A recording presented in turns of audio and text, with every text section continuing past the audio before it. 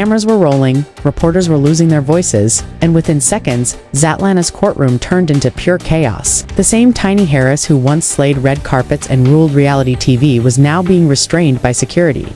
Yelling words nobody ever saw coming. "You ruined me. You think I don't know what you did," she shouted, her voice bouncing off marble walls as the room gasped in shock. Witnesses swear she lunged toward Shekinah's family, tears mixing with rage, while lawyers scrambled like it was damage control on live TV. But here's the twist. This wasn't some random meltdown.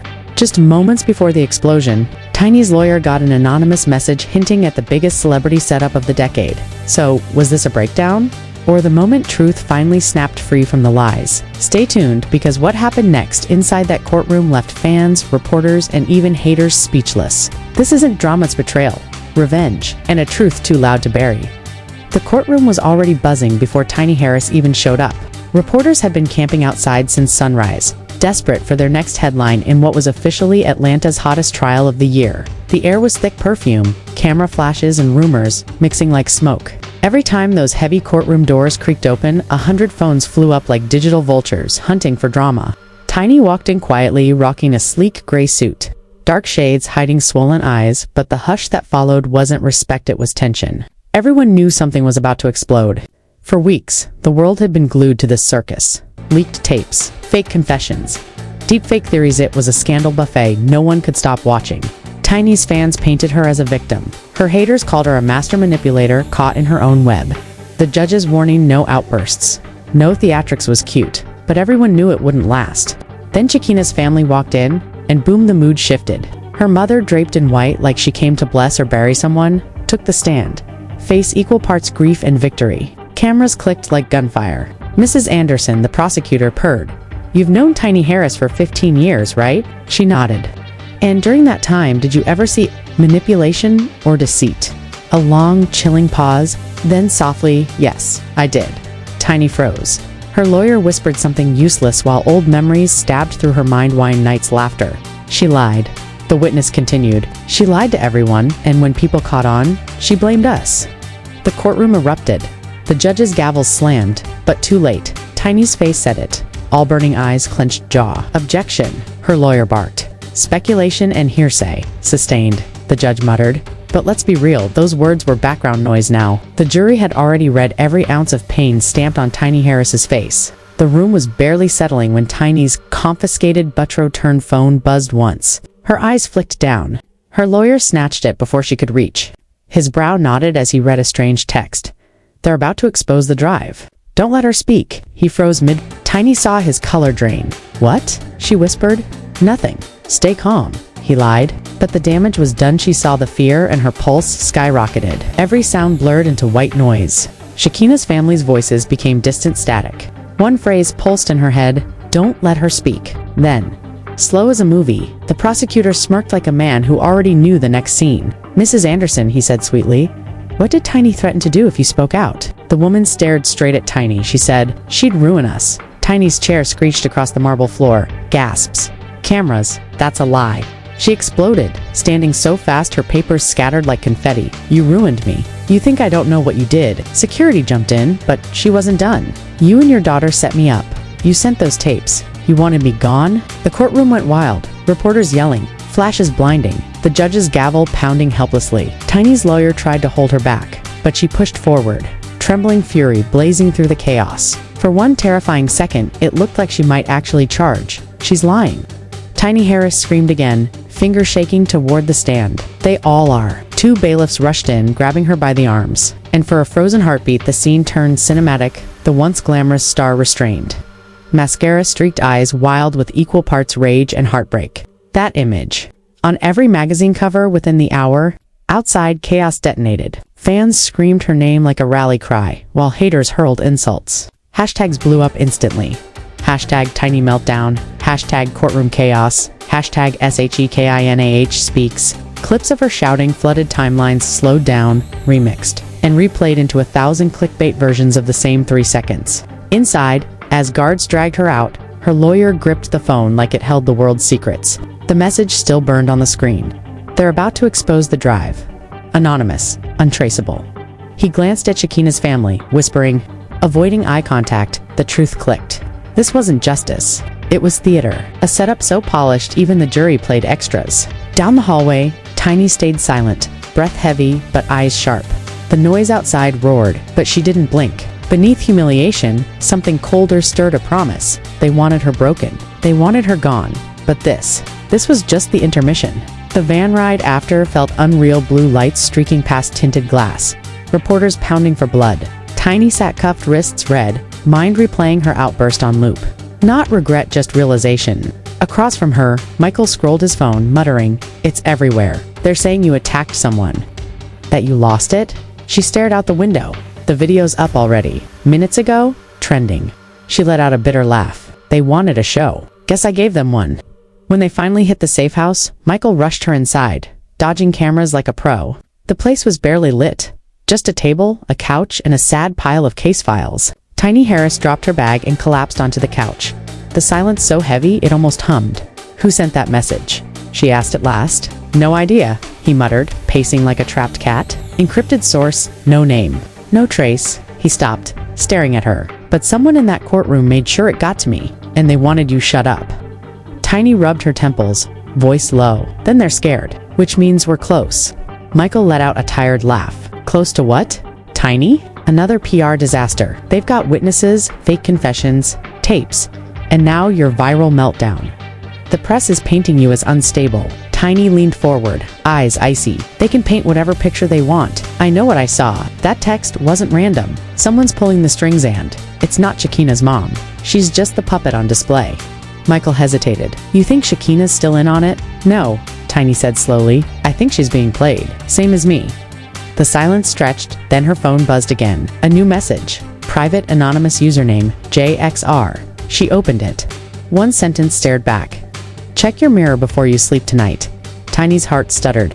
"Michael," she whispered, handing him the phone. He read it, his face tightening. "That's a threat." She shook her head, voice low. "No, that's a warning."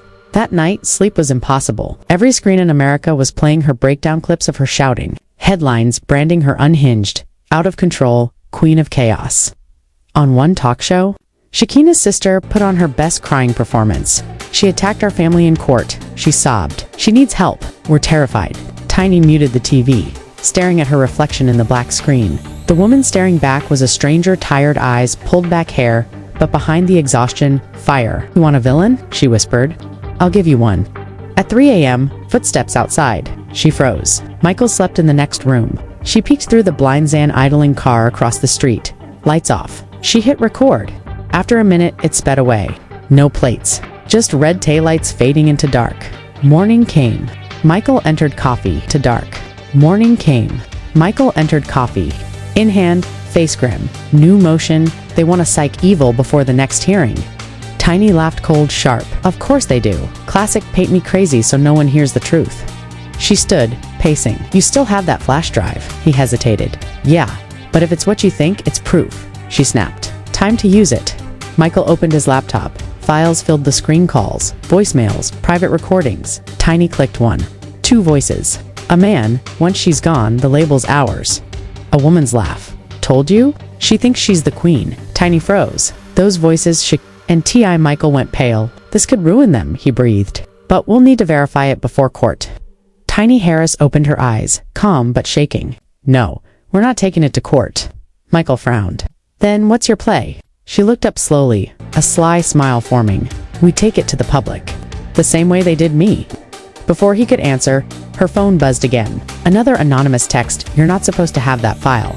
Tiny's blood turned to ice. "They know," she whispered. "They're watching us."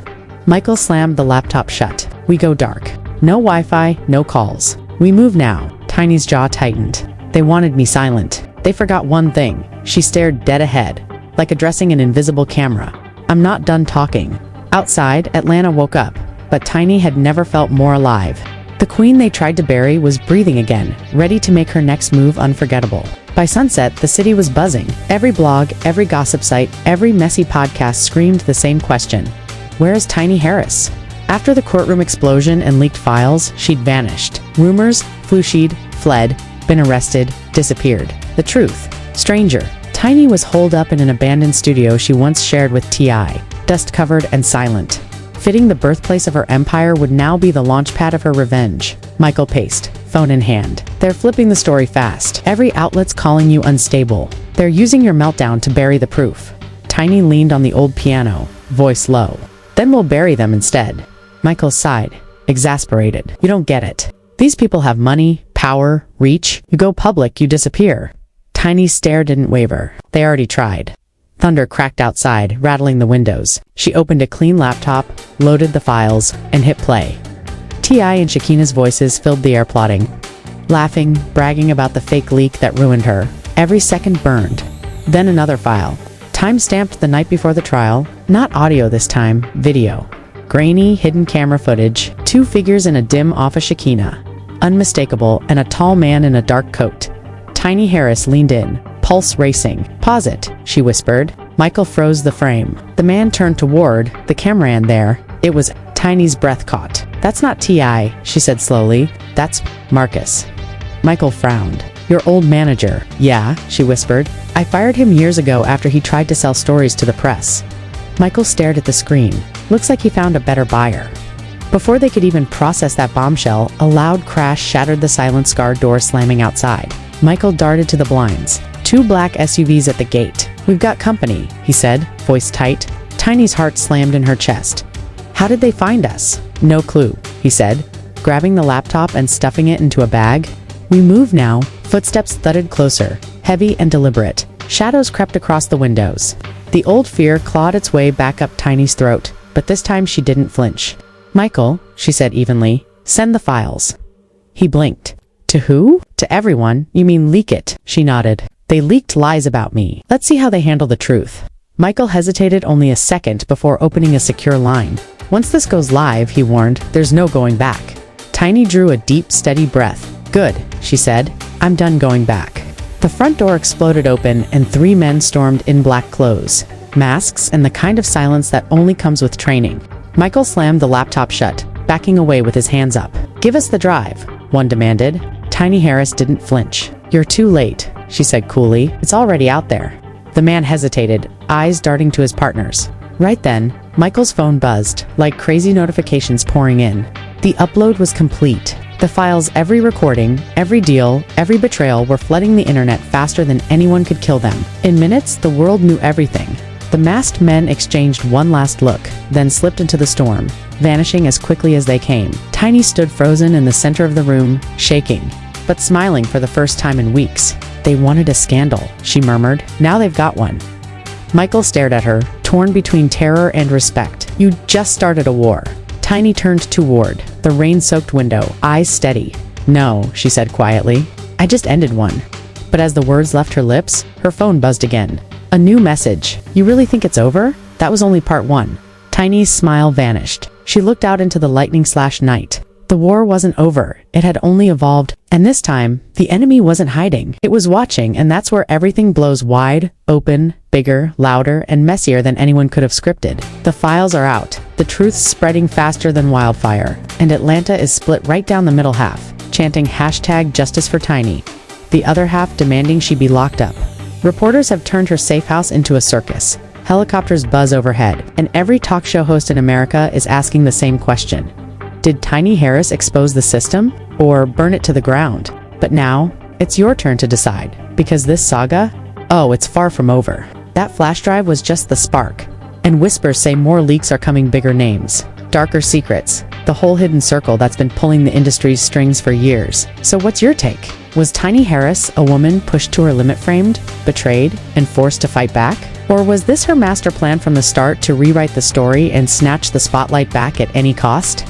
Drop your theories in the comments. If you're riding with her, type #FreeTiny. If you want the rest of the truth, hit #ExposeTheEmpire. And if you think this is wild now, smash that, like, share this video, and subscribe because the next leak is dropping sooner than anyone's ready. Stay tuned, because in the world of fame and lies, truth isn't told, it's weaponized. And when the next file drops, it won't just change Tiny's story. It'll change the game. It won't just change Tiny's story. It'll change the game.